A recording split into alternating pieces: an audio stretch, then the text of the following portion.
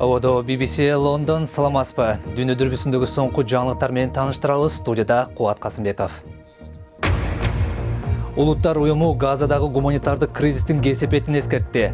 Хамас лидери Газо курчадан бошомоюнча атышу токтобойт деди.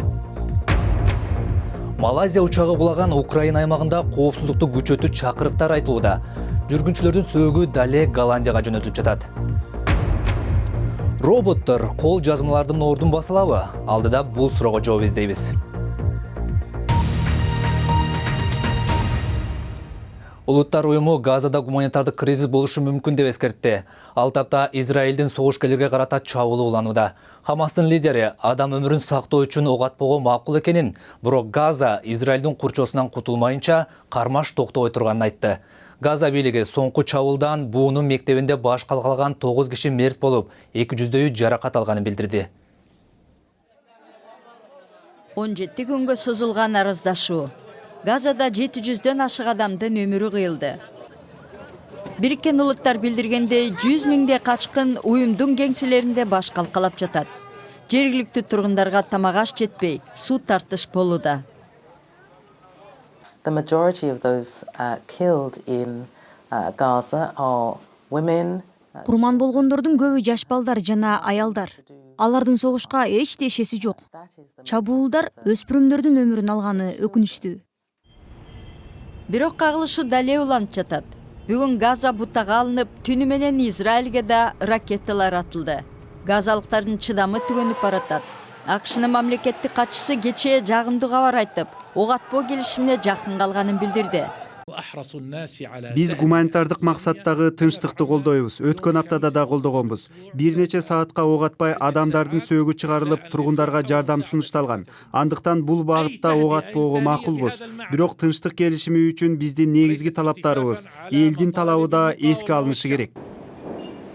Бирок Хамас кыймылынын жетекчиси Израиль Газаны курчаганын токтотпосо эч бир келишим болбой турганын кошумчалады. Израилдин премьер-министри Беньямин Нетаньяхуну да көндүрүү кыйын. Ал буунун Израиль согуш кылмышын жасады деген жүйө менен тергөө баштаганын сынга алды. Бул кадамдар чындык менен адилеттүүлүктү бурмалап жатат. Бириккен Улуттар уюмунун кадамдары биздин коргонуу иштерибизди токтотпойт. Элибизди ракеталардан коргоо аракетибиз улана берет. Эки тарап дале мунасаттап элек. Демек, бул согуштун соңу кайда экени белгисиз. Украинадагы учак кырсыгында каза тапкандардын сөөктөрү Голландияга жөнөтүлүп жатат. Малайзия учагындагы 298 адамдын 3төн 2си Нидерланд жараны болгон. Кырсык аймагы кароосуз калды деген кабарлардан улам коопсуздукту күчөтүү чакырыктар айтылууда. Украин президенти учак кулаган жерден 40 чакырымдык радиустагы аралыкты коргон аймак деп жарыялады. Бир жума мурун орун алган кырсыктан кийин жүргүнчүлөрдүн сөөгүн жүктөгөн дагы бир аскерий учак Харкив шаарынан асманга көтөрүлүүдө. Бүгүн 70ке жакын сөök экспертиза үчүн Голландияга жөнөтүлөт. Бирок учак кыйраган аймакта дале көп адамдын сөөктөрү жатат деген кооптонуу күч.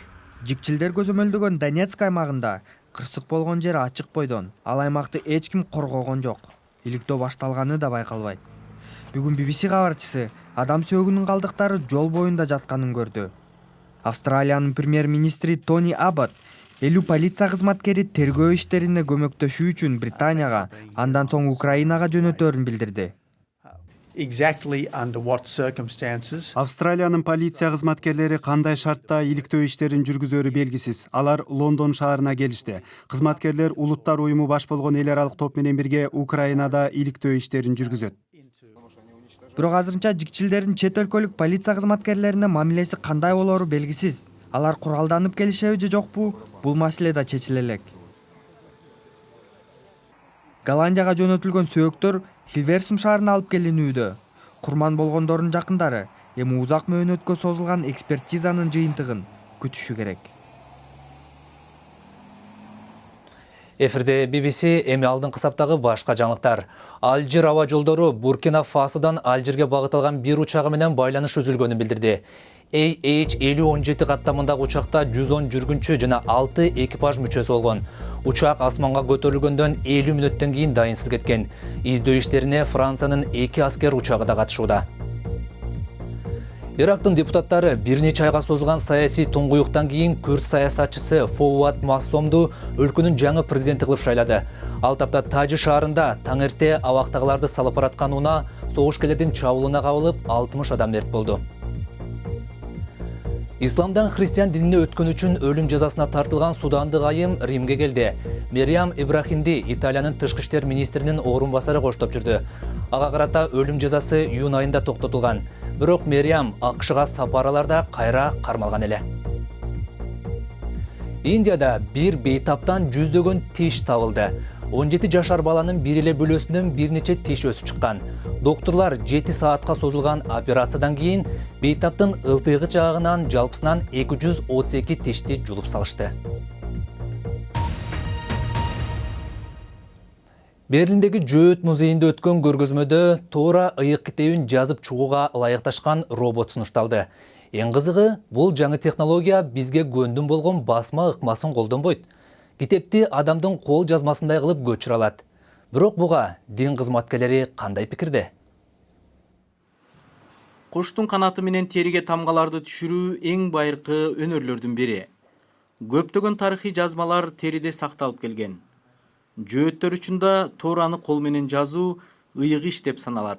Биздин ыйык китебибиз музоонун терисинен жасалган пергаментке өрдөктүн канаты менен жазылат. Себеби булар тынчтыкты даңазалаган жаныбарлар. Тоораны темир асбаптар менен жазса болбойт. Анткени темирден курал жарак жасалат. Тоора тынчтыкка үндөгөн китеп. Бирок азыр жаңы технологиялар бар. Компьютерлештирилген жабдуу кол жазманы көчүрүп жазууда. Берлиндеги Жөөттөрдүн музейинде колдонулган бул робот жаңы технология деп эсептелген менен эски талкууну кайра көтөрүүдө. Басмаканалар пайда болгондо тоораны басып чыгарса болобу деген суроо кабыргасынан коюлган. Ал түгүл 1482 жылы бул көчүрмө басмаканада жарык көргөн. Көп өтпөй тоораны басмаканадан чыгарса болбойт деген өкүм чыккан. Себеби бул ишке адам катышпай калып жатат. Тоораны жазып чыгуу ыйык кадам. Ал үчүн сөзсүз адам баласы аралашышы керек. Адам ар бир тамганы жазып жатып, терең ойго батышы абзел. Жөөттөр басмаканадан чыккан Тоора китебин өз алдынча окуса болот дешет. Бирок синагогдогу роббай же диний кызматкерлер сөзсүз түрдө салттуу ыкма менен жазылган Тоораны колдонушу керек. Технология көп ишти жеңилдетет, бирок баарын эмес. Азырынча жаңы жабдуулар диний чөйрөдөн толук ордун таба электей. Эми спорт жаңылыктары. Шотландиядагы шериктеш өлкөлөрдүн оюндары күтүүсүз жаңылыктар менен коштолууда. Чуркоо боюнча Олимпиада жана дүйнө чемпиону Мо Фара оюндан чыкты. 5 жана 10 миң метрге чуркаганы жаткан жөгүлүк 2 жума мурдагы илдети белдешке кедергисин тийгизгенин айтты. Фара Францияда машыгуусун улантып, Европа чемпионатына даярданмакчы.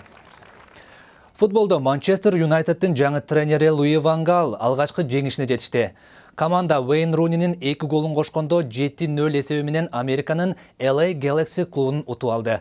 Мурдагы тренер Дэвид Моестин ордун баскан Ван Гал Юнайтеддин эң узакка ойногон жарым коргоочусу Даррен Флетчерди сезонго чейинки оюндарда капитан кылып тайындады. Соңку оюн команданын АКШдагы турунда ойнолчу 4 оюндун алгачкысы. Европанын чемпиону Реал Мадрид да сезонго чейинки туру менен Лос-Анджелесте жүрөт. Алар өз катарына колумбиялык жылдыз оюнчу Хамес Родригести кошуп алышты. Команданын тарыхында эң кымбат келишим менен келген оюнчу Гарес Бейл Родригес дүйнөлүк чемпионаттагы чеберчилигин кайталап, Чемпиондор лигасын утуп берет деп ишенерин айтты.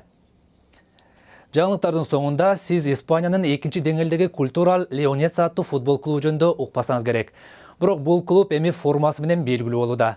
Команда смокинг стилиндеги форманы кийинки сезондогу оюндарга кийип чыкканы жатат. Жаңы форма бул аптада машыгуу борборунда сунушталды. Атактуу болуунун дагы бир жолу. Бул жана башка тележаңылыктарыбызды интернет сайтыбыздан каалаган учурда кирип көрсөңүз болот. Дарегибиз bbc-kyrgyz.com. Сайтыбыздан жаңылыктарды калтырбай окуп, угуп, радиобузду дагы уксаңыз болот. Соңку эле жаңылыктар менен тааныштырган Кубат Касымбеков. Аман туруңуз.